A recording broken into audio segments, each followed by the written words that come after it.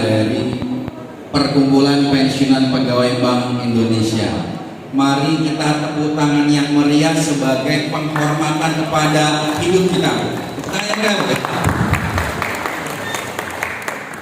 Tepuk tangan itu layak kita berikan kepada diri kita sendiri, karena di usia pensiun ini kita telah melewati kehidupan yang bergejolak, kehidupan yang dinamis, kehidupan yang diisi dengan air mata, suka, duka, marah, kecewa, cemburu, tapi semua bisa kita lewati dan kita hadir hari ini dengan penuh sukacita. Tepuk tangan sekali lagi. Baik, salam kenal, saya Imam Ratioso. Mohon dikoreksi, saya bukan dokter, saya psikolog. Saya psikolog, bermitra dengan Bu Mimi dari Primaya Hospital untuk memberikan ceramah-ceramah kesehatan, tentunya berkaitan dengan kesehatan jiwa. Bapak Ibu sekalian, saya senang sekali bisa bertemu dengan Bapak Ibu, karena setiap saya diminta membawakan tema tentang usia senior ini, itu memberikan kebahagiaan. Bapak Ibu yang senior pasti ingat sama almarhum ayah saya dan ingat sama ibu saya di rumah gitu. Ayah saya meninggal di usia 63. Beliau pensiunan dari BKKBN, eselon 2 BKKBN. Waktu pensiunnya usia 60. Setelah beliau pensiun, justru kesibukan beliau makin banyak. Beliau menjadi kepala sekolah, menjadi direktur yayasan, dan justru kehidupannya sangat sibuk. Dan justru saya melihat dia menemukan jati dirinya justru ketika beliau sudah pensiun, karena bisa menjalankan visinya, idealismenya. Beliau bangun mendirikan sekolah, mendidik guru-guru, mendidik siswa-siswa. Jadi kehidupannya makin bergairah justru setelah pensiun. Lalu saya melihat ibu saya di rumah. Usia beliau sudah 80 tahun. Beliau masih sehat, masih segar, masih ingat, masih rutin mengaji. Dan salah satu kunci rahasia panjang umur sampai 80 tahun ini adalah melakukan seperti yang Bapak Ibu lakukan hari ini. Apa? Silaturahim. Apalagi arisan. Apalagi olahraga. Goes, apa sih gini? Segar sekali badannya ya. Nah, jadi tema kita tentang usia senior yang produktif sebenarnya sudah Bapak Ibu lakukan semua. Sudah Bapak Ibu jalankan semuanya. Namun kali ini mungkin kita butuh penguatan lagi biar kita semakin yakin dan semakin berbahagia. Baik, Bapak Ibu izinkan saya bertanya, siapa yang mau share gitu ya, dulu ketika pensiun atau katakanlah tahun pertama, tahun kedua pensiun, apa yang Bapak Ibu alami ketika itu? Ada yang mau share? Silakan, Pak Sigit. Perasaan dulu ketika pensiun itu apa yang terjadi pada diri Pak Sigit waktu tahun pertama, 2 tahun dia pensiun? Baik, terima kasih. Karena didahulukan ya, saya terpaksa harus ngomong ya. Begitu pensiun pertama kali, apa yang harus saya kerjakan? Pertama itu. Kedua, apakah saya harus selalu mendampingi anak cucu? Itu keduanya. Dan ketiganya, apakah saya harus berbuat sesuatu yang bermanfaat nggak sama orang lain? Gitu. Karena pada saat itu hobi saya saat itu masih goes. Nah, jadi kadang-kadang di rumah diabaikan, yang penting goes, walaupun tidak tahu. Akhirnya karena goes bertemu kawan-kawan, jadi ini kok jadi karena komunikasi enak gitu. Padahal waktu di kerjaan karena kita kalau lalek ya kan hanya perintah pimpinan, jadi kita kan pakai itu apa serba salah. Mungkin itu aja Pak dari kami pada saat itu ya. Tapi yang lainnya nggak tahu, mungkin punya pendapat yang lain ya. Terima kasih. Terima kasih. Mas Sigit ya, tentang goes. Ibu-ibu mungkin ada yang mau cerita apa yang dialami ketika awal Apa sedih, apa bingung, apa banyak konsultasi? Silakan. Ibu mau cerita? Ada masjid ya? Terima kasih dokter. Suami saya pensiun sudah lama, dari tahun 1998. Nah di situ saya berpikir anak-anak masih sekolah semuanya. Bagaimana saya mau melanjutkan sekolah apa enggak anak? Suami sudah pensiun. Nggak lama lagi 3 tahun pensiun meninggal. Jadi lebih berat lagi pemikiran saya. Nah itu yang saya herankan, atau saya sudah yakini bahwa saya harus lebih mendekat pada Allah Subhanahu wa Ta'ala, dan Allah itu akan memberikan rezeki yang tidak terduga. Ya. Sehingga memang terjadi pas kami dengan waktu-waktu pembayaran, anak saya 3 waktu itu, yang masih kuliah 2, yang 1 sudah kerja tapi baru gitu. Lalu saya berpikir nggak ada jalan lain ini kecuali saya harus minta kepada Allah. Di samping itu kecuali itu juga ada bantuan dari BI, pinjaman-pinjaman.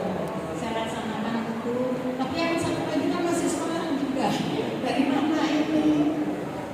Ternyata Allah lebih mengerti dengan kebutuhan saya, dan kebetulan sekali pas sekali waktunya saya untuk membayar kuliah pada waktu itu, anak yang terakhir, Allah kasih rezeki yang tidak terduga dari saya, sedangkan saya masih punya pinjaman di BI gitu. Jadi bagaimana nih saya mau membayar pinjaman belum lunas, masih harus bayar lagi. Nah jadi saya yakin, seyakin-yakinnya bahwa Allah itu pasti akan memberi bantuan kepada kita apabila kita lebih mendekat kepada Allah. Dan saat itu memang pikiran saya tidak ada lain kecuali Allah yang bantu. Jadi alhamdulillah dok, saya dapat jalan untuk saya kuliah. Terima kasih. Kenapa?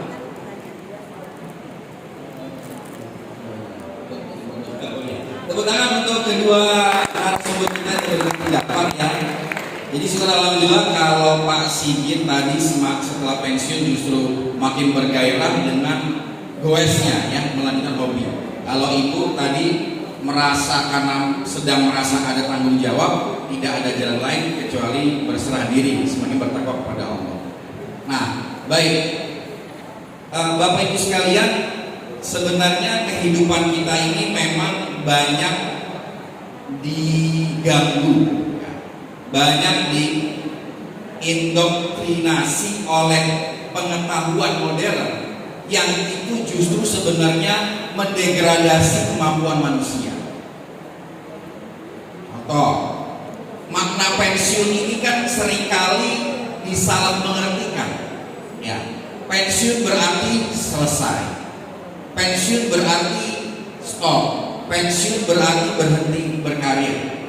Seolah-olah memang dari sisi pengetahuan, produktivitas, dari sisi SDM memang begitu karena kebutuhan industri. Padahal sebenarnya manusia itu adalah makhluk yang mulia, makhluk yang sangat powerful, makhluk yang sangat unlimited energy.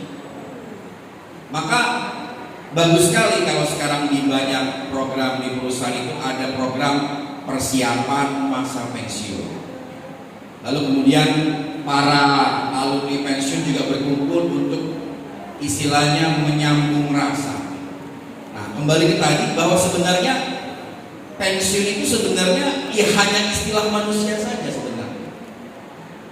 Yang sebenarnya itu manusia itu tidak ada berhenti. Manusia itu tidak ada stopnya. Manusia itu stop ya ketika meninggal, berhenti, selesai. Saya punya banyak bukti yang itu cukup faktual dan itu mudah-mudahan memberikan inspirasi buat kita semua. Saya punya teman, dia seorang instruktur fitness Pak, fitness, bodybuilding. Ya kan? Dia punya klien itu usia 70 tahun ketika itu. Bayangin Pak, 70 tahun ya. Dia punya keyakinan manusia itu makhluk yang hebat. Lalu dia melatih si senior yang 70 tahun ini sebagaimana layaknya dia melatih para atlet yang lain. Dilatih barbelnya 1 kilo, 2 kilo, diatur asupan gizinya normal. Dalam tempo 1 tahun si kakek ini tubuhnya hampir seperti atlet. Jadi ini membuktikan bahwa manusia itu makhluk yang luar biasa. Bahwa ada tinjauan kesehatan setiap tahun manusia mengalami penurunan massa otot sebesar 3%. Memang iya, ya. Bahwa setiap tahun jantung kita berkurang fungsinya, otot kita, rambut kita mulai memutih, itu memang benar. Tetapi kalau itu semua diyakini dan kemudian seolah-olah menghambat kita, itulah yang akan terjadi. Tapi kalau kita meyakini bahwa tadi manusia itu adalah makhluk yang terus berkembang, maka itu pula yang akan terjadi kepada diri kita. Jadi pepatah makin tua makin jadi itu sebenarnya harus kita maknai dalam arti yang positif.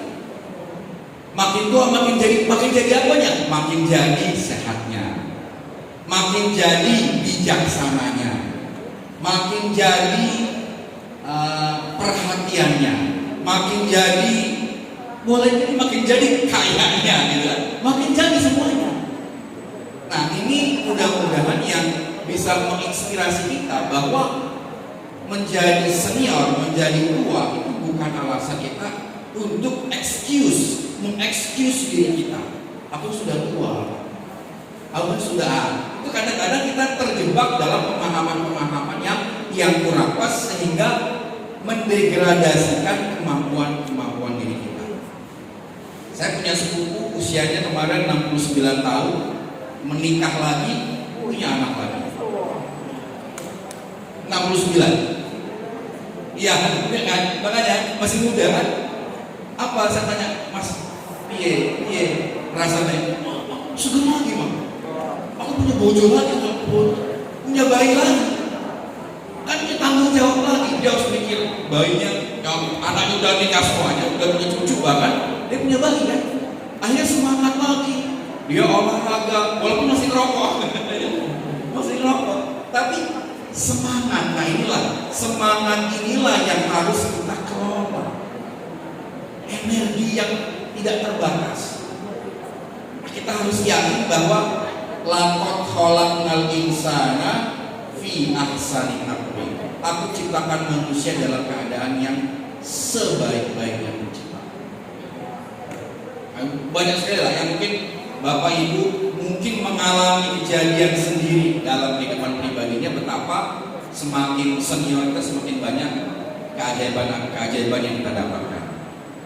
Nah, kemudian ini ada sedikit pengalaman kita sebagai psikolog itu kan Bapak Ibu seringkali menemui kasus-kasus dari klien-klien kita itu yang lebih banyak itu negatif. Ada keluarga bertengkar, ada anak bentak sama ibunya, ada ibu membuli anaknya sehingga anaknya meninggalkan trauma, tidak mau berkeluarga. Banyak sekali kasus. Dalam kasus pensiun ini juga banyak sekali yang memiliki pandangan-pandangan negatif.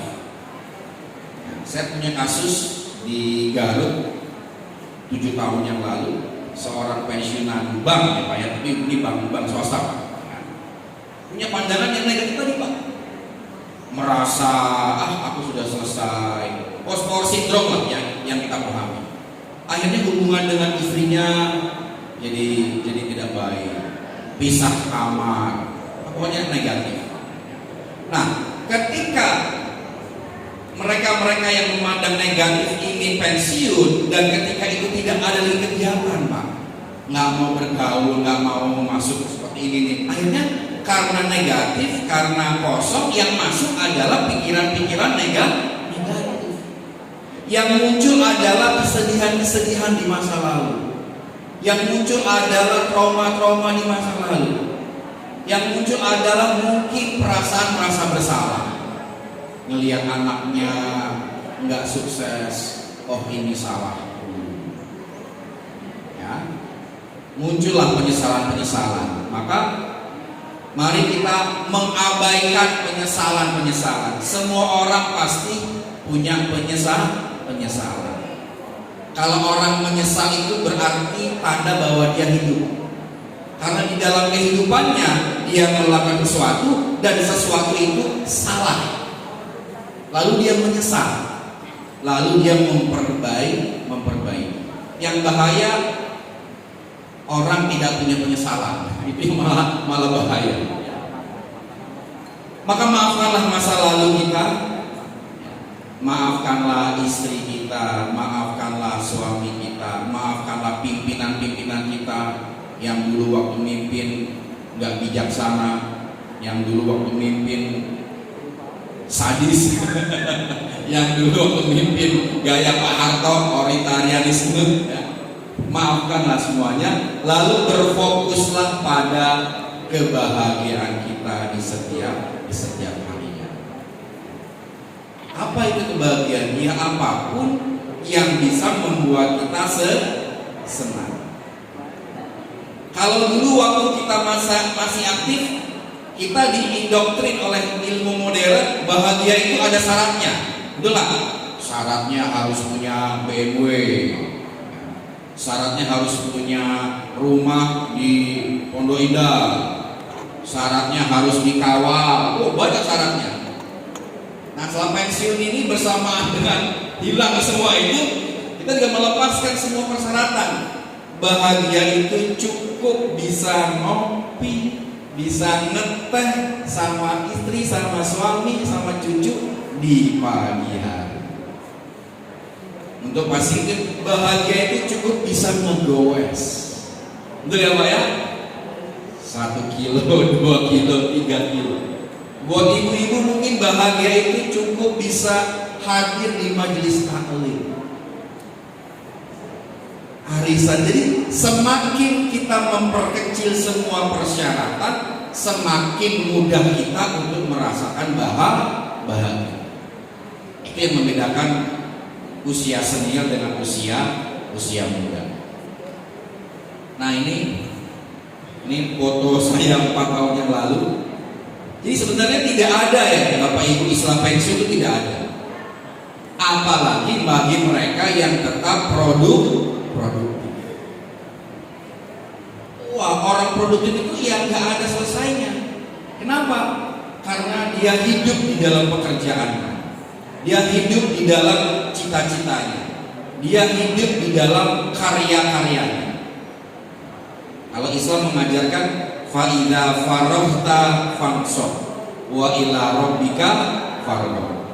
Dan apabila kamu telah selesai mengerjakan sebuah pekerjaan, kerjakanlah pekerjaannya yang baik. Terus. Istirahat itu ada pada pergantian pekerjaan.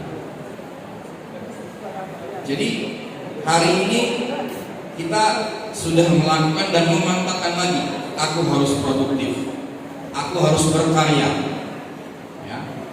Dan banyak karya-karya dunia yang lahir justru pada usia-usia yang matang. Ya. Siapa Bapak Ibu pendiri KFC siapa? Colonel Sanders, ya kan? Colonel Sanders itu terkenal sebagai orang yang paling banyak gagalnya juga, mengalami puncak kesuksesan pada usia pensiun dia, membangun jaringan KFC. Dari tokoh politik ada namanya tokoh Abraham Lincoln. Ya, Abraham Lincoln itu adalah salah satu presiden Amerika Serikat yang terbaik. Yang sayangnya mati terbunuh. Ya, apa pembelajaran dia tadi? Dia mencapai puncak-puncak kejayaannya justru di usia tuanya. Lalu kemudian ini menurut WHO, maka benar ya apa yang saya coba hipotesakan. WHO pun setuju. Jadi istilah tua itu mesti revolt lagi 0 sampai 17, anak-anak di bawah umur ya, belum berKTP. Nah ini yang penting nih, 18 sampai 65 pemuda, kan keren nih Bro. 18 sampai 65 pemuda. Ya. Jadi kalau dulu para pahlawan kita 1928 itu Sultan Syahrir, siapa lagi, Yasin, ya kan, bikin Sumpah Pemuda, ya, Yom Yafa, Yom Celebes, Yom Sumatera itu pada usia-usia muda, 25, 24, 26. Ini lebih hebat lagi, 18 sampai 65 itu masih usia pemuda. Nah, baru 66, 79 setengah bayar. Nah, ini Bapak Ibu di sini ya, setengah bayar ya. Setengah bayar. Ya. Puber keberapa kira-kira? Puber keberapa nih Bapak Ibu? Gak apa-apa, puber ketiga, puber keempat, gak apa-apa. Saya puber keempat. Kok bisa gitu ya? Saya semangat. Ya. Baru orang tua itu 80 sampai 99. Baru disebut orang tua, nggak apa-apa pakai tongkat, ya.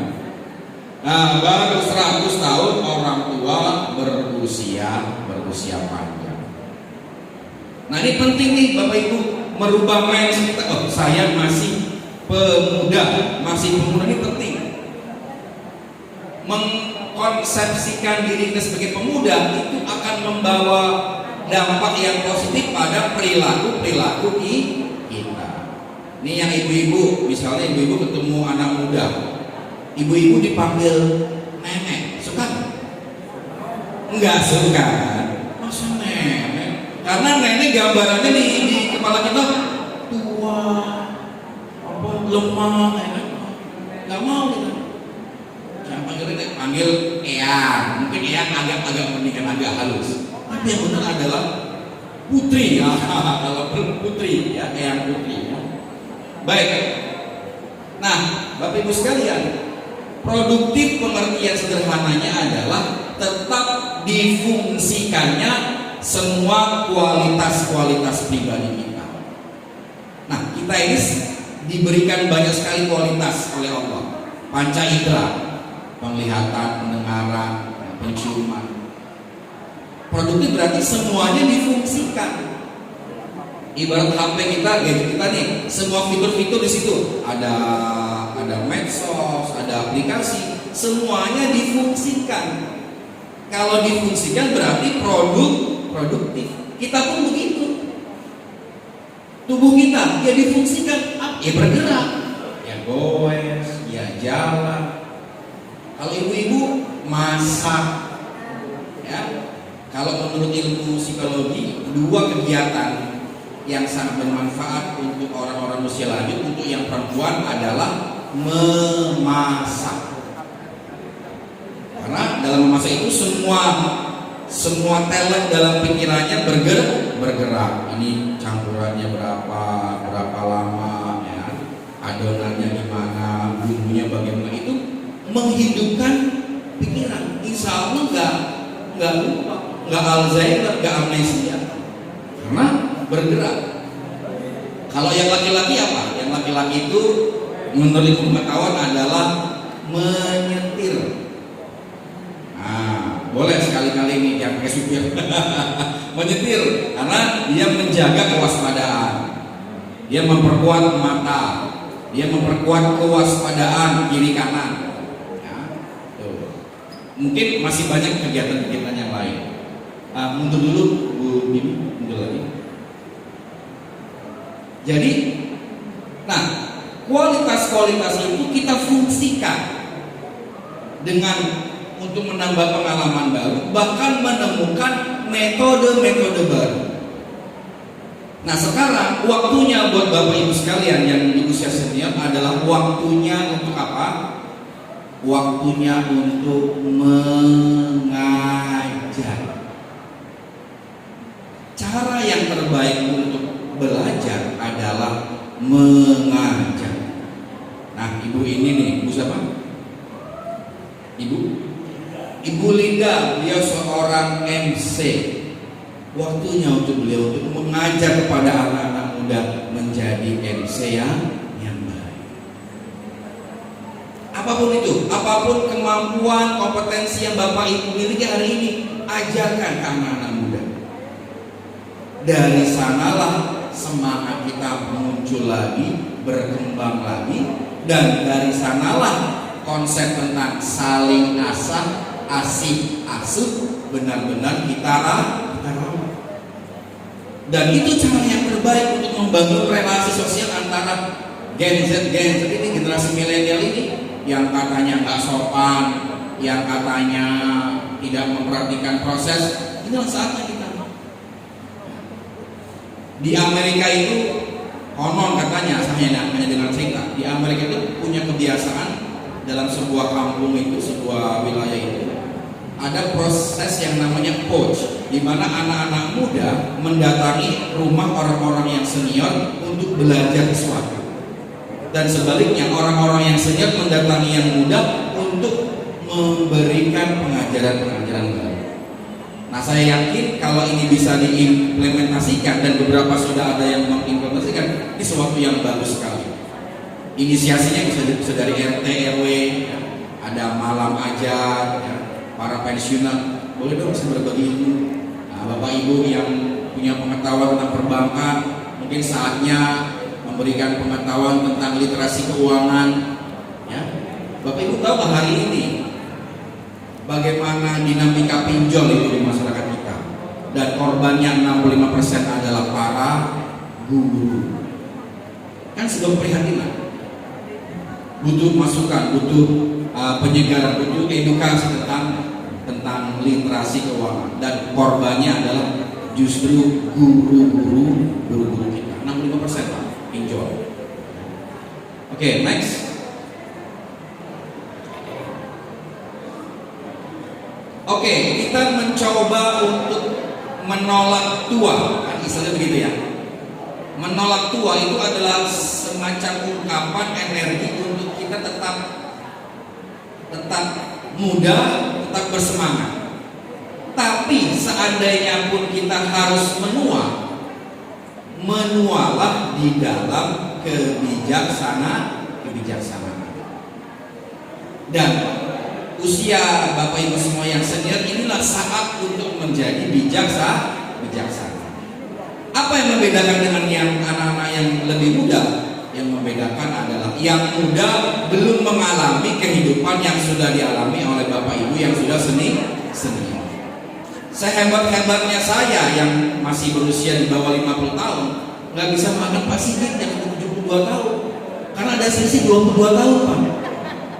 22 tahun itu panjang sekali kan? Bapak lebih hebat dari saya.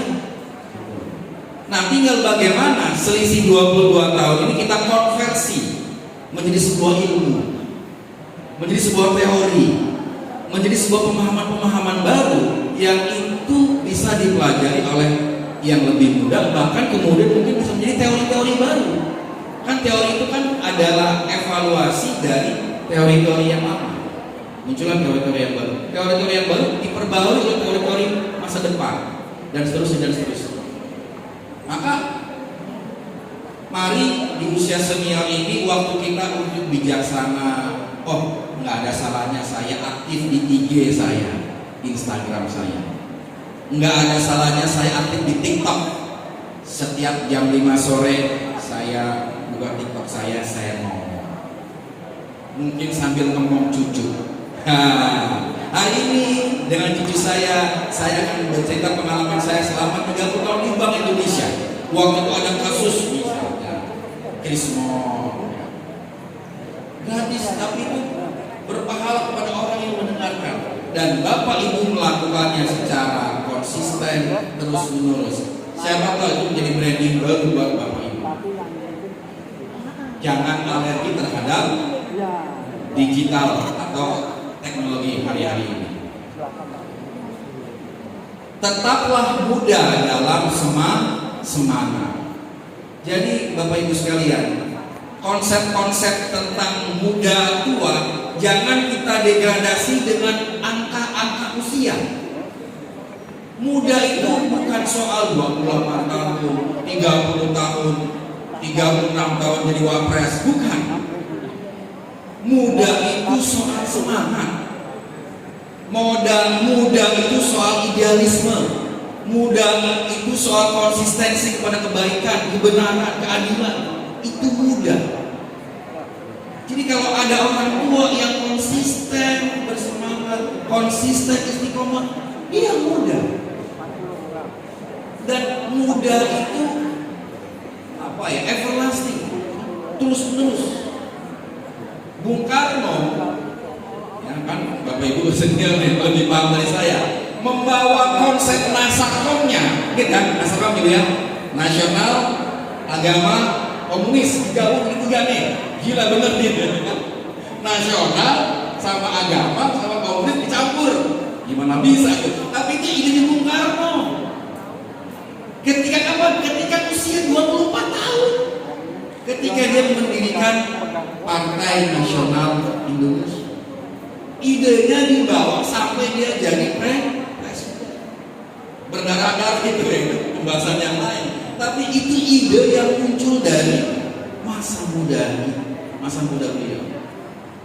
Nah, kita pun begitu. Kita pernah muda. Kita pernah merasakan nikmatnya jatuh cinta. Itulah kenapa energi jatuh cinta itu tidak kita bangun lagi. Kita jatuh cinta lagi kepada sesuatu, kepada pekerjaan, kepada kepada kegiatan. Energi jatuh cintanya kita hidupkan lagi. Begitu seterusnya Bapak Ibu, sampai kita mengerjakan yang namanya konsep agama husnul khotimah. Apa itu artinya husnul khotimah?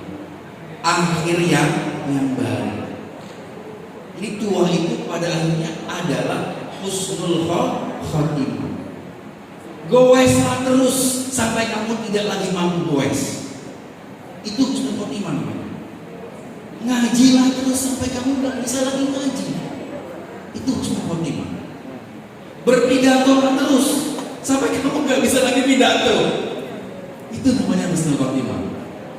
Tidak ada yang menghentikan kita kecuali takdir kematian itu sendiri. Dan takdir kematian yang kita minta adalah takdir kematian husnul khotimah, di mana kematian kita hadapi dengan senyum-senyuman. Karena sudah nggak ada penyesalan. Aku sudah ikhlaskan duniaku, aku sudah ikhlaskan keluargaku, suamiku, istriku. Aku sudah selesai hidup di duniaku dengan segala tugas-tugas yang aku emban. Aku menghadap Tuhanku, Allahku, penciptaku dengan penuh senyuman karena aku membawa semua karya-karya selama hidup sebagai persembahan kepada Allah.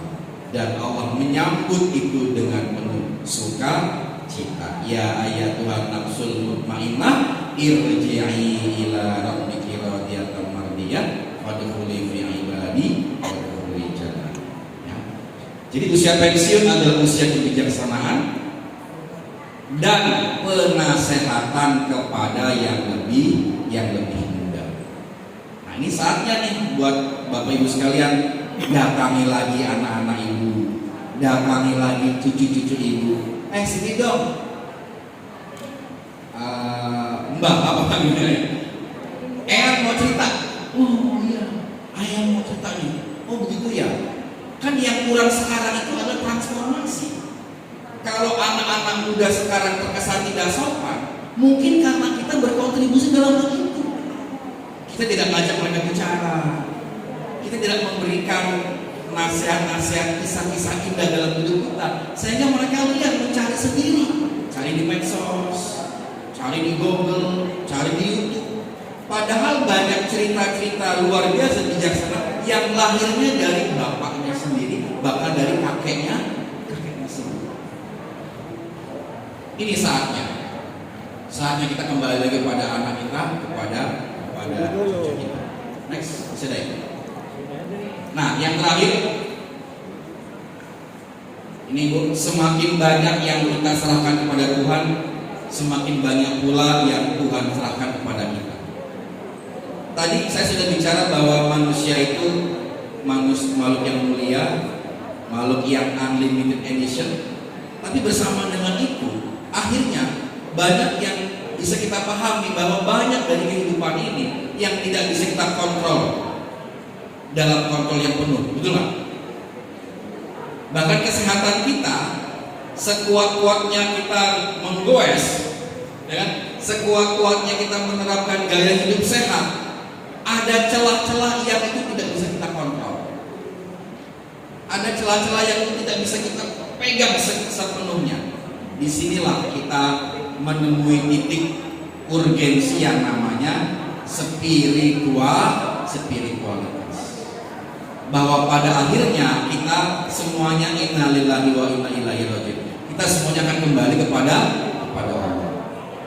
Dan sudah saatnya banyak hal yang harus kita serahkan kepada Allah.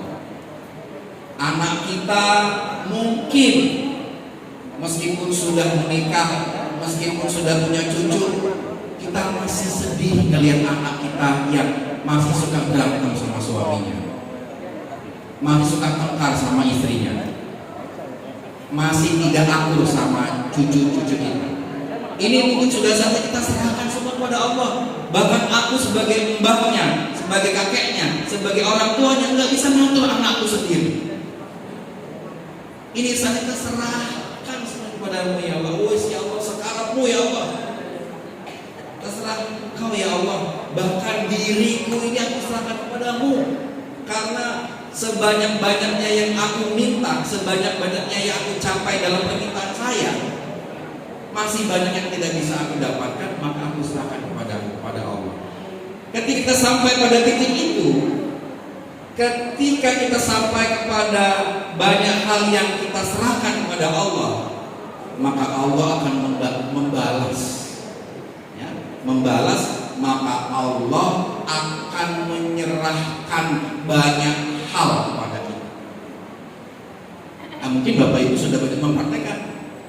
Mungkin Bapak Ibu banyak hal-hal yang justru lebih banyak didapat ketika usia pensiun daripada dulu ketika masih aktif bekerja. Dan kenapa itu terjadi? Karena kita mungkin sudah pasrah. Kita tidak menggantungkan kepada gaji kita, kepada jabatan kita, kepada tunjangan kita. Sudah enggak, kan udah lepas semuanya, betul kan? Kita menyerahkan semuanya kepada Allah, dan ketika itulah Allah memberikan banyak hal kepada kita. Entah kepercayaan, entah amanah untuk melakukan sesuatu, entah dimintai tolong, entah dimintai nasihat, dan kita melakukan semua itu betul-betul ikhlas lillahi ta'ala. Baik, next, habis itu. Habis ya. Itu saya kira barangkali kalau memang masih ada waktu, ada pertanyaan, silakan. Siapa? Assalamualaikum warahmatullahi wabarakatuh. Waalaikumsalam. Terima kasih dokter. Pak Imam terakhir saya. Kita itu sekarang sebagai orang tua itu merasakan suatu dunia yang lain dengan anak cucu kita. Artinya apa? Dunia kita yang dulu dengan dunia anak cucu kita itu sekarang sudah berbeda. Kalau dulu kita ceritanya panjang jauh timur, bawang merah, bawang putih, ya kan? Nah, sekarang sudah lain kan? Cerita kita itu kalau kita ceritakan ke anak cucu kita tidak nyambung. Anak cucu kita sekarang itu sudah ceritanya sudah hero-hero sekarang itu kan? Bagaimana untuk memfasilitasi supaya hal itu kita tidak terlalu jarak terlalu jauh dengan hal itu. Terima kasih. Oke. Terima kasih Pak, pertanyaan bagus sekali. Ada istilah begini Bapak Ibu. Setiap zaman ada orangnya, ada manusianya. Setiap orang ada zamannya. Berarti kata kuncinya adalah manusia dan zaman. Sebenarnya yang membedakan antara orang dengan zaman kan sebenarnya kan hanya apa ya? Hanya hiasannya, hanya ornamen-ornamennya. Tetapi cerita utamanya kan sama. Betul nggak? Cerita utamanya tentang perjuangan, tentang pembelaan, ya, tentang pengkhianatan, apalagi tentang kegagalan, tentang keberhasilan. Nah, kalau kita pelajari juga dari kisah anak-anak kita, saya coba pelajari dari cerita anak saya, Pak. Itu inti ceritanya sama, Pak. Cuman memang tokohnya berbeda, alatnya berbeda, kendaraannya berbeda. Nah, kalau gitu apa yang bisa kita lakukan? Yang bisa kita lakukan adalah tetap berkomunikasi. Nah, supaya komunikasi itu efektif, ingat prinsip utama komunikasi. Komunikasi itu efektif kalau masing-masing pihak itu memiliki banyak kesamaan. Berarti cara kita untuk bisa berkomunikasi efektif dengan anak kita adalah kita sebisa mungkin memahami anak-anak kita. Nah, ini memang sebuah effort, Pak, sebuah upaya, dan itu tidak ada salahnya. Bapak Ibu googling lagi komik bestseller misalnya kan, kisah-kisah, belajar lagi. Begini. Tadi tokohnya bisa berbeda, peristiwanya yang bisa berbeda, tetapi cerita utamanya sama. Ini contoh nih, anak saya Mas Malik sekarang semester 3. Dia 3 tahun terakhir itu senang sekali, Pak, dengan yang namanya itu komik Jepang. Wow, saya kaget, semua komik yang baru dibeli, Pak. Terus kalau ada ada talent-talent itu di mana dia datengin, Pak. Ini semangat sekali, beda dengan pelajaran-pelajaran itu. Saya coba belajar gitu ya, apa sih yang membuat dia begitu? Akhirnya saya tanya aja, Mas Malik, apa sih kamu? Iya, soalnya ceritanya tuh hebat banget ya. Saya coba dengerin. Ternyata tuh ceritanya nggak beda dengan cerita wayang. Mahabharata, Arjuna, sama, Pak, tentang perjuangan seorang, tentang pembelaan, tentang teknologi ganti wajah, sama, Pak. Nah, berarti kan ini sama aja. Nah, tinggal memang tadi upaya kita untuk masuk. Nah, kita perlu belajar itu, Bapak Ibu, supaya apa? Supaya kita masuk dalam komunikasi anak-anak kita. Kalau itu tidak kita lakukan, kan berarti ada gap nih dengan cucu kita. Udah, Mbak nggak ngerti kan gitu kan? Ya sudah. Nah, ketika itu terjadi, itu yang berbahaya. Apa? Komunikasi tidak ada lagi. Kita tidak lagi menjadi sosok yang bisa dipercaya. Orang tua juga begitu. Itu yang berbahaya. Akhirnya anak kita nyarinya kemana? Nyarinya ke teman-temannya. Kenapa? Ngomongnya nyambung. Ya kan? Dia mau nyarinya sama yang normal, mungkin bukan ojek, karena ngomongnya nyambung. Nah, jadi memang PR kita sebagai orang tua, apakah orang tua kepada anak-anak kita maupun kepada cucu cicit kita adalah kita harus terus belajar dalam rangka mengawal. Nggak ada salahnya nih kita nawarin, Mas, apa film yang bagus hari ini? Coba aku pengen ikut nonton. Udah, kita kuat-kuatin aja. Nonton komik apa kayak, kita coba belajar lagi. Nah, kalau itu terjadi gantian. Anak kita yang kita ajak, ayo nonton sekarang, Bapak. Kalau belum kita tahu film-film jadul, ajak nonton. Ayo kita bahas sama-sama film. Kan tadi ada banyak persamaan. Itulah yang membuat kita jadi asik. Akhirnya kita berbicara tentang lintas generasi baby boomer, X, Y, Z, sekarang Gen Z. Itu pada akhirnya semua sama saja. Semuanya bercerita tentang kemanusiaan, tentang perjuangan, tentang bagaimana kita itu jadi manusia yang baik, yang mulia, yang sesuai dengan apa yang diinginkan oleh Tuhan. Ini ya Pak ya? Oke, siap. Ini ya Pak? Mohon izin mungkin ini sedikit hanya pengen tahu, ini kita kan golongan-golongan tempo dulu nih Pak. Jadi kita ini tiba-tiba orang-orang dulu yang boleh katakan gaptek. Nah sekarang apa mungkin bisa menjelaskan apa sih milenial itu? Kita ini kan awam tuh ya, karena milenial mah cucu kapung gaptek orang dulu. Nah itu, nah sekarang mungkin bisa membedakan milenial itu apa sih sebetulnya? Terima kasih.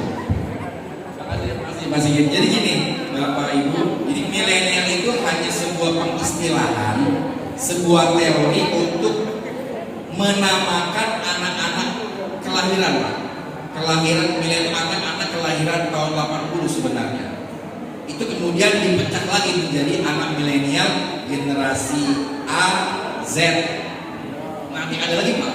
Nah, kalau teori generasi yang paling umum, yang pertama itu teori baby boomers. Baby boomers itu adalah mereka yang lahir pasca Perang Dunia Kedua. Nah, ini Bapak Ibu semua nih, kan kelahiran 40, 45 itu baby boomers. Kemudian setelah itu generasi setelah baby boomers itu generasi X kalau nggak salah. Itu kelahiran 65 sampai 75 kalau nggak salah. Saya ini generasi X. Nah itu ada karakternya sendiri. Kemudian generasi Y 80 masuk kepada milenial. Nah, yang dibahas dalam teori generasi itu adalah bagaimana interaksi manusia dengan zamannya. Ya, kalau Bapak kan ikon budaya Bapak adalah Elvis Presley. Siapa lagi?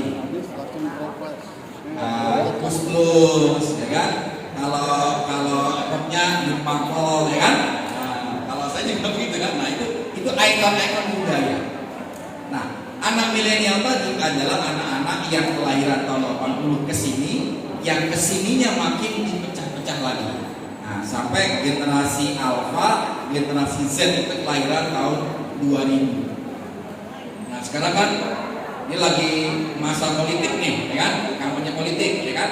Nah, secara data Pak Sigit, data. Jadi Indonesia ini saat ini sedang memasuki yang namanya masa bonus demografi, Pak. Apa itu bonus demografi? Jadi dari 10 manusia Indonesia itu 7-nya usia produktif. Usia produktif tadi usia kerja tadi Pak, sampai masa pensiun. Nah disitulah orang bisa berkarya, orang bisa ini. Nah ini harus dipertahankan. Nah, tapi kalau tidak dipertahankan, Pak, bonus demografi ini menjadi bencana demografi yang produktif. Jadi gagal produktif. Oke, sekitar begitu Pak, sudah diingati. Lagi pertimbangan pasti ini yang pertama itu seperti kita katakan. Satu pesan Pak, mohon doanya, mohon restunya Bapak Ibu pada Sigit. Saya mau maju nyalek Pak. Nah, saya nyalek di DPR RI Pak, DPR RI dari Partai Nasdem Pak. Anies mainin Pak ya. Kebetulan DKI 1 Pak Sigit, Jakarta Timur Pak wilayahnya. Jadi Yun Sewu nanti saya ke Pak Sigit. Barangkali bisa bantu suara. Partai yang nomor 5, nomor urutnya nomor 4 Imam.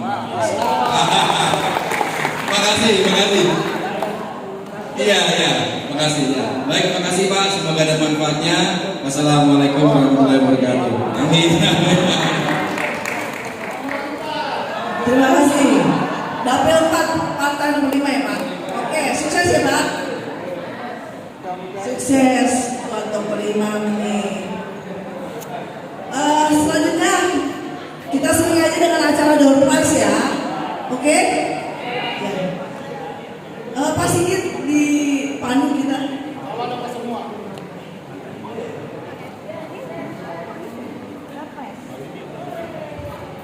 Baik, ini mungkin acara yang ditunggu-tunggu. Apakah hari ini dapat keberkahan, dapat rezeki? Jadi yang nggak dapat jangan untung ya. Jadi artinya yang dapat hari ini dapat berkah, yang nggak dapat tetap beruntung. Oke, untuk itu kami mohon dengan hormat Pak Dadi untuk mengambil barangkali 10 Pak. Enggak apa-apa Pak, gobel buat Pak Dadi Pak. Kali dikasih ke saya Pak. Ya 10 aja dulu Pak, boleh? 10 boleh Pak, ambil 10 juga buat selanjutnya. Maaf. Boleh Pak, silakan tanya mau berapa Pak, nanti intip dulu Pak.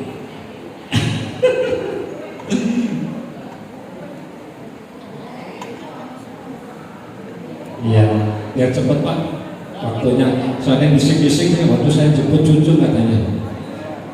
Ada yang belum belanja, ada yang belum masak. Ya, pegang. Oke, baik. Selanjutnya kita kocok nomornya. Boleh sebutin nomor 50. 50 ada, langsung ke depan. Ya, jangan lari Bu, nanti jatuh. Ya. Ya ke depan 50, mana 50 atau samperin aja. Bener gak cocoknya nomornya? Oh ya 50, ambil nomornya nanti jadi double. Ya nomornya mana? Selanjutnya nomor kepalanya 1, buntutnya 9. 19 ada 1, 2, 3, ya simpan dulu. Ya selanjutnya 27. Oh deh Pak Sofia. Ya boleh samperin aja deh. Ya nanti tongkatnya double deh. Ya baik. Ya semangat Pak Sofia. Perutnya makin maju. Lanjut. Tadi nomor 7 silakan. Lanjut 18. Wah Pak Satrio mantap bos kita ya. Artinya hari ini pasti dapat rezeki ya. Lancar Pak, nanti beli itu Pak, beli apa namanya, gorengan. 42 ada ya, siap. Wah boleh tampil ke depan atau samperin ya. Ya 42. Selanjutnya 26. Wah langsung di depan. 26 ya, 26. Ini depan. Yang ada nih ya. 26 nih, 26 ya, ambil nomornya. Ya selanjutnya 1.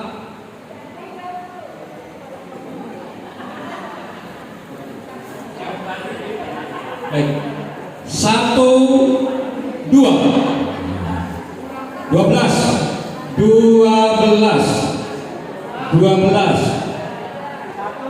Ya, 1, 2, 3. Disimak dulu. Karena mohon maaf nih sebagian banyak yang izin. Ya tadi keperluannya ya. Ada yang menjemput cucu, ada yang belum masak, ada yang lupa matiin kompor. 1. Wah, ini dia Pak Andre, Ketua Rayon 1 Rawamangun. Wah, buat beli sepeda lagi Pak. Beliau baru pulang dari Singapura habis goes. Batam, Singapura, alhamdulillah. Selanjutnya 37 ada. Ayo buka dompetnya. 37 ya. 1, 2. Oh ada. Intip jangan intip tuh, dilihat aja langsung. Iya, Bu Bambang sih yang kami jadi ya nggak keluar. 41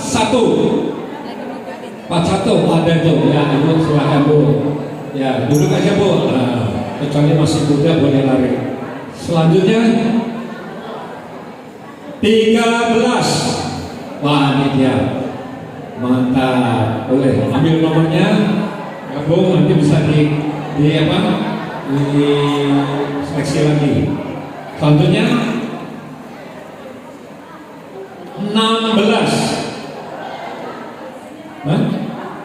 Yang 16, oh ya 16. Selanjutnya 38. Pak ada tuh. Wah ini DKM kita nih, Pak Sirajudin. Terima kasih Pak sudah memberikan tempat acara Pak. Tanpa beliau mungkin nggak diizinkan. Selanjutnya depannya kosong, belakangnya 7. Ada 07? Ada. Wah ini dia pengurus juga nih mana? Pak Agus Effendi, jauh-jauh dari Rawamangun. Dia dapat mahal topinya. Lanjut 15. Wah ada itu. Masa suruh lari Pak Haji Muhyiddin. Makasihan dong Bu Roro. Bu Roro semangat ya. Nanti bagi 2. Ya lanjut 20. Oh ada nih ya. 20 ya nomor ya. Lanjut.